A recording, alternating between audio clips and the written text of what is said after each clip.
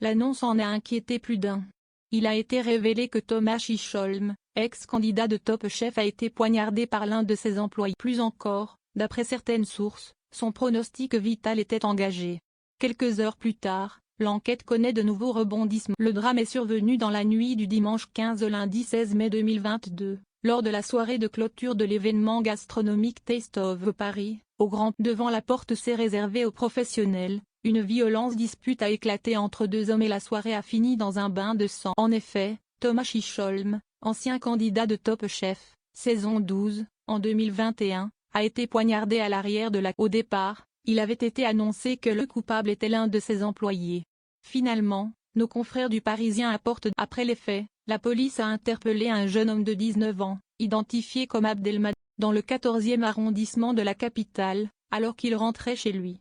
Il avait le t-shirt blanc maculé de sang et a été placé en garde à vue et une enquête pour tentative de meurtre a été ouverte. Mais en réalité, le suspect ne serait pas l'auteur du coup de couteau reçu par Thomas Chisholm. Toutefois, il tiendrait un rôle important dans cette soirée. Les policiers le soupçonneraient en revanche d'être à l'initiative de la rixe qui a opposé deux groupes au moment des faits, puis d'avoir désigné une cible. Le jeune chef franco-américain aurait alors été poignardé par erreur, à la place de celle-ci. Point des révélations qui coïncident avec le communiqué fait par l'équipe du Chocho, restaurant parisien de Thomas Chisholm lundi 16 mai 2022. En effet, sur le compte Instagram de l'établissement, il est précisé que le jeune chef de 29 ans a été agressé par une personne extérieure à lui. Plus encore, les internautes et fidèles clients ont appris que, contrairement à ce qui avait été annoncé, le pronostic vital de Thomas Chisholm n'était pas engagé. Après la rixe, il a été conduit à l'hôpital Georges Pompidou dans le 15e arrondissement de Paris et son état s'est rapidement stabilisé. Ce nouveau rebondissement dans l'enquête survient quelques heures après que nos confrères du Parisien ont révélé que le suspect conteste fermement à ce stade être l'auteur. Affaire à suivre.